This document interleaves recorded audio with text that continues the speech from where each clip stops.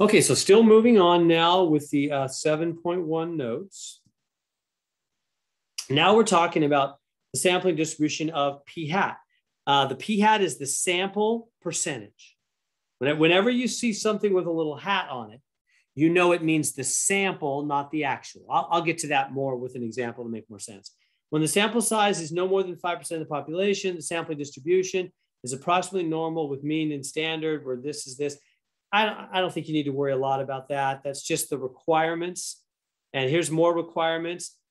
P is the population portion. P hat's the sample, meaning from our sample, what percentage? P is the percentage for the whole population, say the United States or the world or whatever. N is the number of sample values. E is the margin of error. Z sub C is the critical value. All right. The sample is a simple random sample. These are the requirements. The conditions for binomial distribution are satisfied, and there are at least 5 successes and 5 failures. Okay, so I don't think you're going to have to worry a lot about that. Coming on down here, how do we actually make a confidence interval for estimating a population portion? Determine the point value estimate, p hat, and verify that the above required assumptions are satisfied. And find the critical values, minus z and z, that correspond to the desired confidence level. Evaluate the maximum error, and here's the confidence interval. Round the resulting confidence to three significant digits. Okay, so let's do that now on an example. So let me grab the right example. It is 312, number 14. Grab it.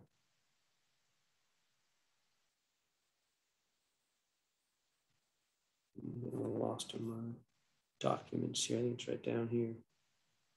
There it is. Perfect.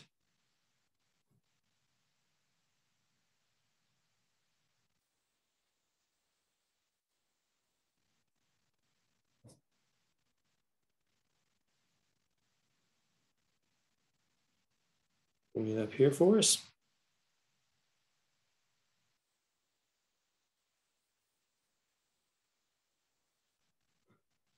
And then I'm going to grab the second part of it.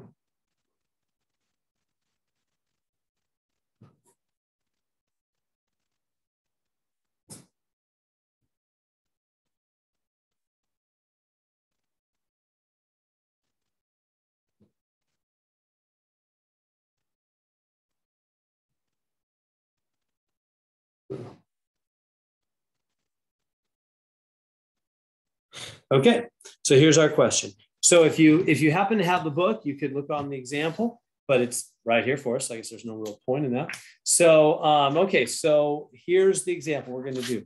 The drug Eliquis, I don't even know how to say that, Eliquis, I'm not even going to try to say that, is used to help prevent blood clots in certain patients. In clinical trials among 5,924 patients treated with Eliquis, whatever, 153 developed the adverse reaction of nausea. They got sick to their stomachs. Construct a 99% confidence interval for the proportion of adverse reactions. In other words, what we're doing here is we're saying, all right, we've given this stuff to 5,924 patients and 153 got sick. What percentage are really going to get sick like forever? For the next decade, everybody we give this Eliquis stuff to, what percentage of them are going to get sick? That's what we're talking about. So the first one is find the best point estimate. So now remember how we find a point estimate. We go back up here. To find a point estimate, we just did that. The point estimate, in fact, I'm going to write it right here in the notes for you. Point estimate is always going to be the, well, how did they put it before? Try to use the same formula. They said, oh yeah, X over N is how they put it. It's going to be X over N. Yeah, equals X over N. X is the, well, it's the part. Let's just do it that way. It's the part over the whole. So the point estimate, p hat, equals x over n, which is the part over the whole. So that's going to be what? 153 over 5924. Divide that in your calculator. I'm doing the same thing right now. So, and I'm going to get 0.0258. And that's good enough for 4 decimals like that. So in other words, that's about 2%, isn't it? We'll just leave it as a decimal. We're not going to change it to a percentage. So first off, that's our best estimate for what percentage of all people forever will get sick from this Eliquis stuff. We're saying we think about 2.5%, right? That's about 2.58%. We think about 2.5% of the people that take this drug, Eliquis, will get sick to their stomach. Why? Because that's the percentage that we've got so far, right? 153 out of 5924, which is 2.58%, have gotten sick. So our best guess for the future, probably about the same. About 2.5% of the people will probably get sick from this drug. But now we realize that our little sample is not perfect. We want to get a range. Our eventual goal is to get a confidence interval. Well, actually on part C, and then make a statement about it. Get a confidence interval, get a range of values. It's probably not going to be exactly 2.58%. It might be from as low as 2% up to 3% or something like that. So let's figure that out. So next we got to find E, the margin of error E. Well, where's that? How do you find the error margin? Well, actually first to find the margin of error E, well, I'll write the formula. There's the maximum error right there. Let me bring that down and write that for you. So E is, so everybody see the formula right there in the notes? It's Z times square root of P hat Q hat over N. So I'll bring down part B here.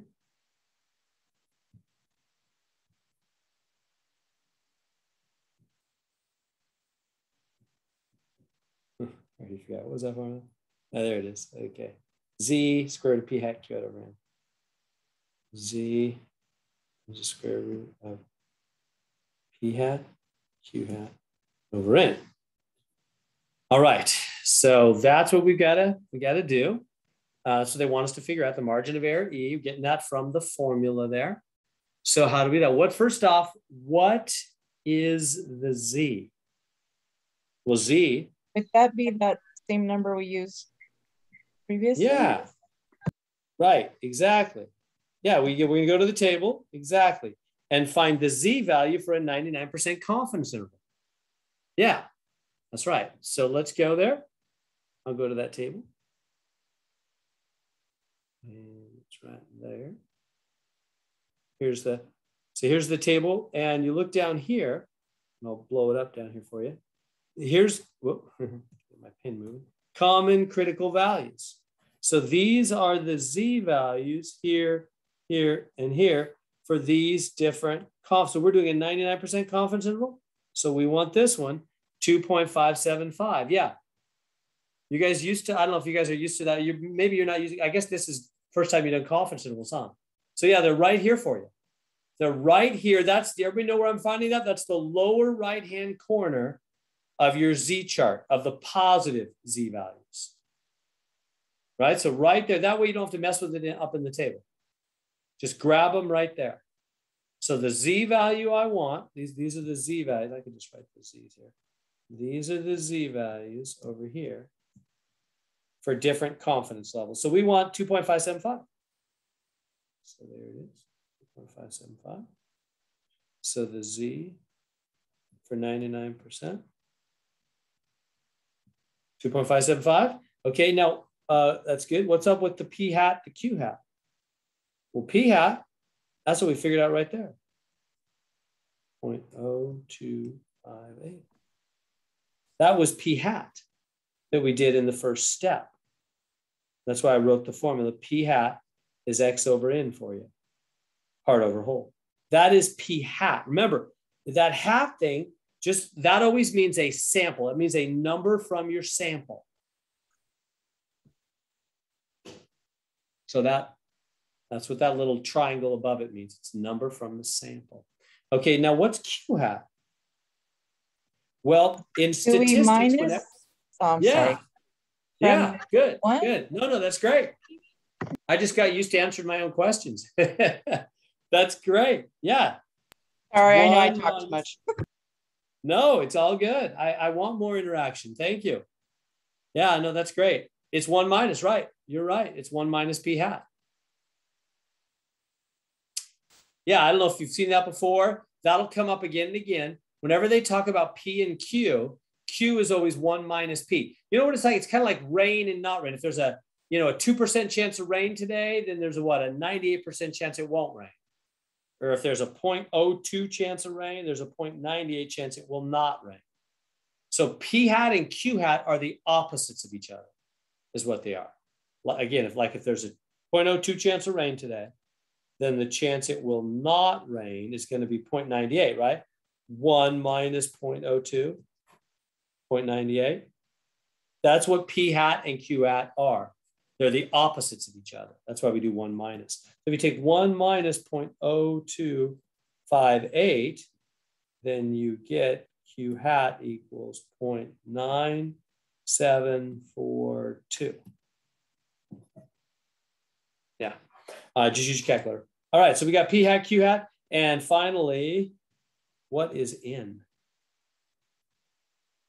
in this problem? Do you guys know what N is?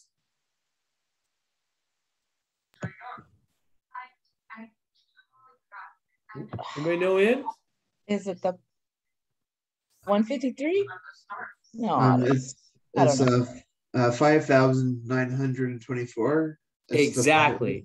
Yeah, good. And Samantha's got it in the chat as well. Yes, 5920. Yeah. So all the way through statistics, all the way through this class, N will always be the total number of people in your sample.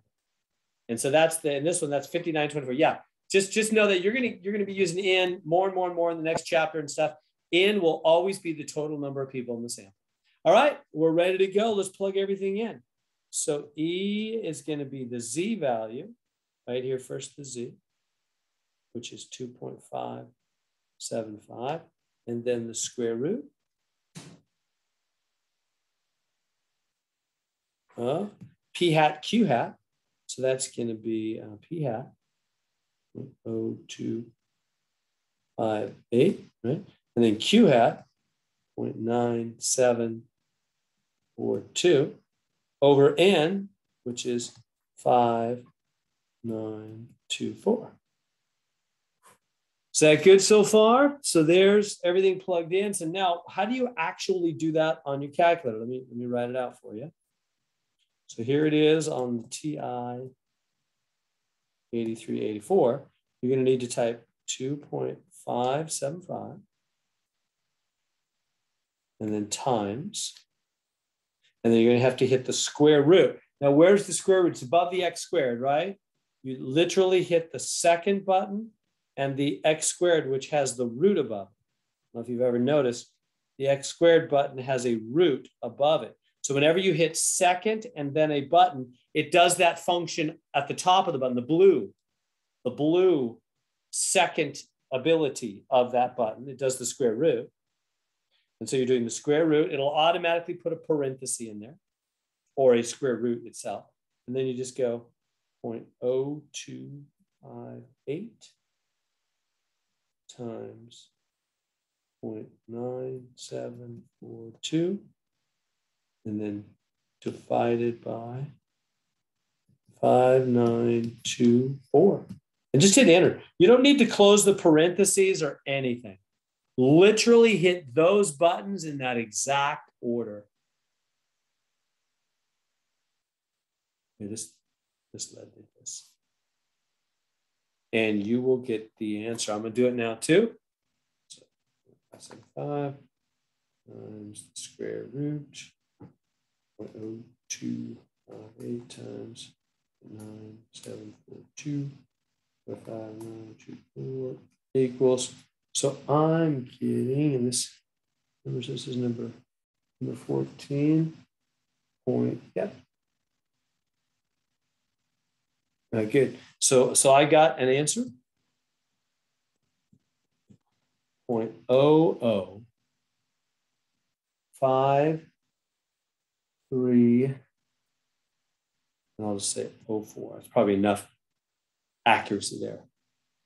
That's E. That's our answer to part B. We're done with part B now. So I'll have to do C and D. That was part B. Questions I can answer so far. You guys able to get that number on your calculators? Anything I can help with so far? We still got to finish C and D, but how are we doing? Doing good. Good so far. Okay, seeing where I'm getting all that stuff? Where again, P hat, probably the weirdest thing. That's what you got from part A, right? P hat is the part over the whole. That's P hat, and then Q hat is 1 minus that. And then the Z value we get off the table in the lower right-hand corner, confidence interval number. All right. And then the N is the total. Plug that in. All right, so that's part B. Let's go to part C. So coming down to part C now, construct a confidence interval. What's the formula? Right here. It's P hat minus E to P hat plus E. So this is going to be P hat minus E to P hat plus E. Okay, so we now have all we need. So the P hat is right up here, 0.0258. So grab that. 0.0258.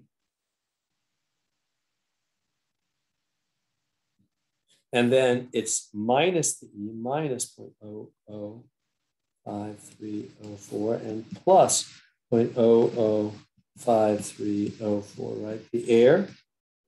And then in between is the P. So, okay, we're saying the proportion is between, and then just use your calculator. Hit the buttons on your calculator. Hit the buttons on your calculator. I'll do the same on mine. Now just subtract and add. So the hard part's over. This is the easy part. I'm getting an answer 0.020496 for that one.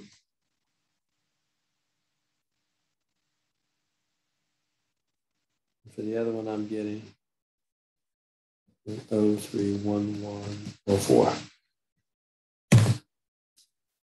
On that one. And that's probably overkill. You know, you could probably, I think we can round that. Should be like 0.0205. You know, just cut it right there. And cut this one right here. Three significant digits, right? Three digits other than the 0. So there we go. There's well, what we're saying is well, what does that mean? And in fact, that's the next question, isn't it? D. So before I do that, are we good through C? And then I'll say what that means in part D. That's exactly the question. Okay, let me write D, and then I'll take any questions you have, of course. What does this mean? That's what they're asking. Part D, they're saying, write a statement that correctly interprets the CI, the confidence interval. Like, what is this? This means, and what kind of confidence interval was this? This was a 99% confidence interval. So this means we are 99% confident. We're very sure that, you know, there's never perfection, right? Well, why aren't we, you might wonder, why aren't we just 100% confident? Well, because this was just a sample, right? With this, we gave this Eliquis drug to, 5,924 people and 153 got sick. So we're trying to make a statement about the future. We're not 100% sure about the future. But we're 99% confident. 99% confident that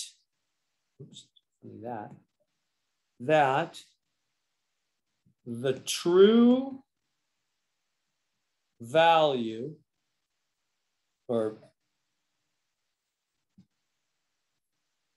or of people,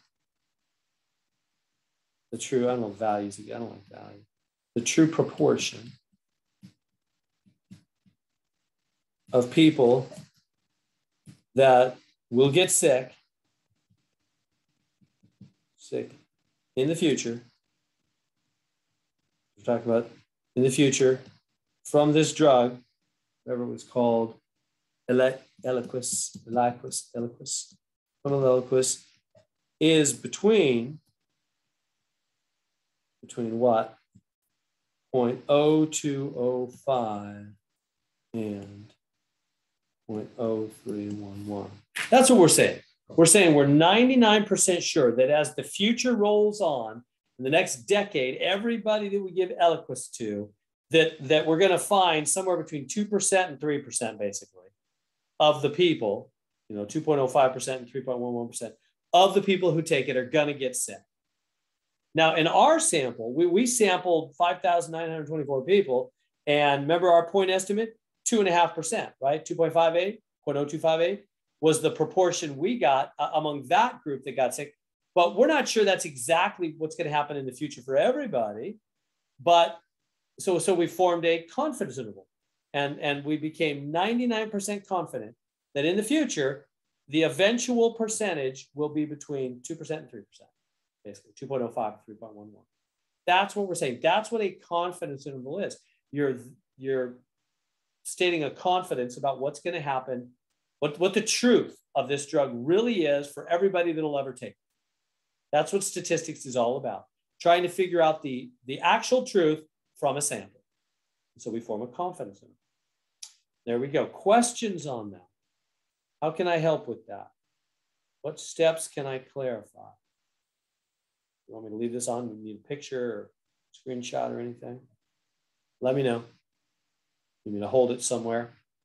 If you need me in the picture, let me know. I'm sorry, I'm just joking, right? Could I see the steps for C, please? Sure. There's C. So this line might be confusing. I just rounded. That's all this line means right here and here. I'm just rounding the numbers. This is just a wall. I'm just rounding. Kind of confusing. It strikes me now that little weird line I put in. I was just stopping after 3 significant digits and rounding. Okay, now let me, feel free to speak up questions you have, but let me mention something while you're considering that. You do part B again. I'm doing the calculation, right? Yeah, part B. Sure, here's part B again. Right here, so there's the Z, and then these two numbers. So here's the literal exact steps to type into your calculator to calculate part B and get the air number we got in part B.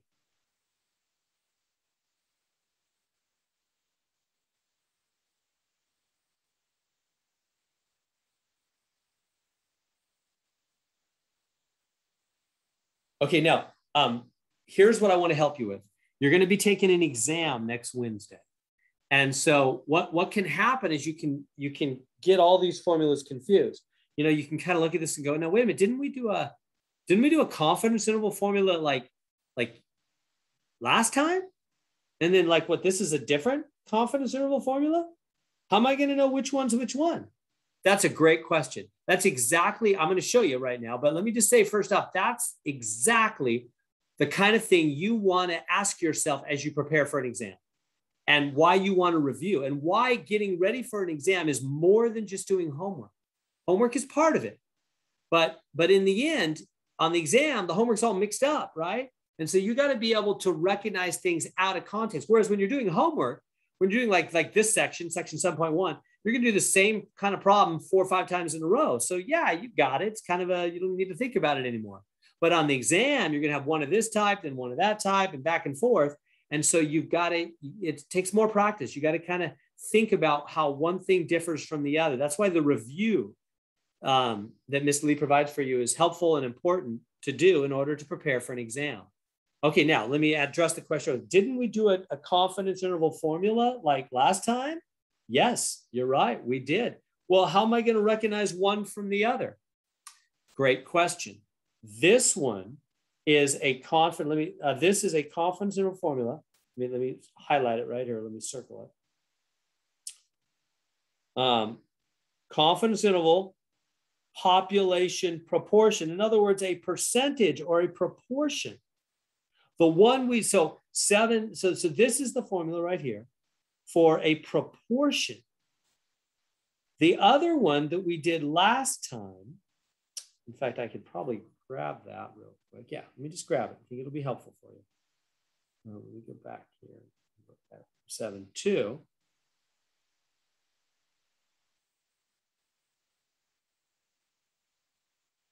Here it is. There was this formula.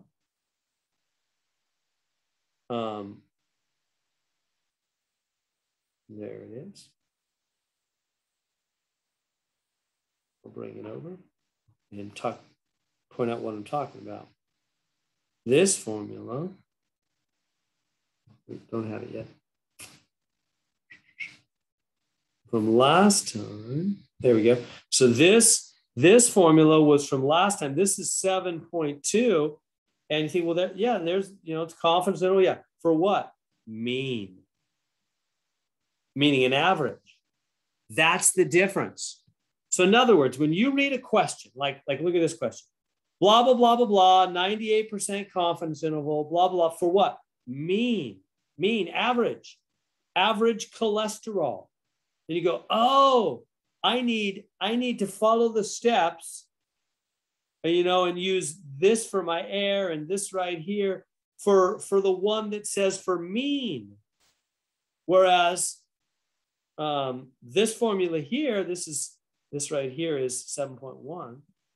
This is for proportion, like percentage. This is like a percentage type of question. So let me show you the example.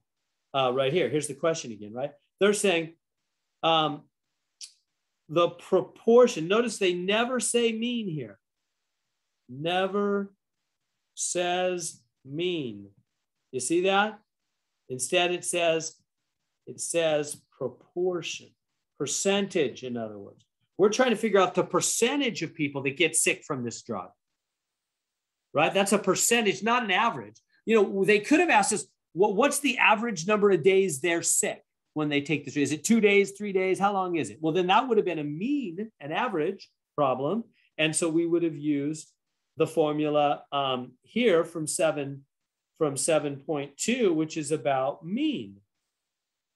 See the question, which is like what this example is here. This example is garlic lovers and da-da-da. And what is that mean or average change in cholesterol? That's a mean question, an average question. And so we do the confidence interval for averages. But down here on this Eliquis drug question, it's not about averages. It's about percentages or proportions, basically the same thing. What percentage or proportion of the people get sick when they take it? So then you do the steps from, which are up here, from 7.1, which is all about proportion, as it says right there. Does that make sense? They're very similar formulas, slight differences. How you know, is it a percentage or is it a mean? It's not going to say hint 7.1, 7.2 on the exam. You're going to need to watch for the keywords proportion or mean and have those two formulas ready to go. And in fact, they're also on the card. I don't know if you noticed that. Let me go back here. Do you guys know how, wait, where is it? I'm going to the wrong spot. There's too many spots here. Here it is. I think I've got it down here. Yeah. Have you noticed how nice this is? This is the formula sheet that comes with your book. So Miss Lee provided it for you, and I just got it off your course. You guys know where that's at, right? Let me show it to you first off, and then I'll show you where it's at. This is super helpful. I thought it was very nice. Maybe you've already got it, and this is something you've already discussed. I don't know, but I thought I mentioned just in case. Here they are. This is the formulas from the book. See right here? Here's the formula for proportion and for mean. There's the two formulas. You said this is 7.2. No, wait. 7.1. This is 7.2. There they are. And tons of other formulas as well. And down here is also 7.2. There's the sample size formula we just went over. We're going to go over those other two also eventually. But you see they're all there. You guys know where this is? This formula sheet? It's kind of nice. Yes, I found it.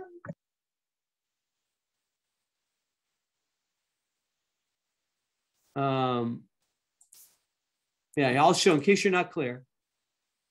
Oh, wait. I don't need to do that. I can just show you right here. Here it is. The formula sheets in your course are, where are they? Right there, right? Formulas and tables, the Triola 2018 pullout card. That's it. That's where I got those formulas. So that'll be really helpful. Use those. They're all right there. And they even tell you what they're for. So on the exam, you know if it's proportion or mean question, which formulas to use. And here's for sample size, for mean. We're going to get the other two in a bit. There we go. Any other questions before I leave this example? Wait, I've lost. Oh yeah, here is the example. Any other questions before I leave this example? All good?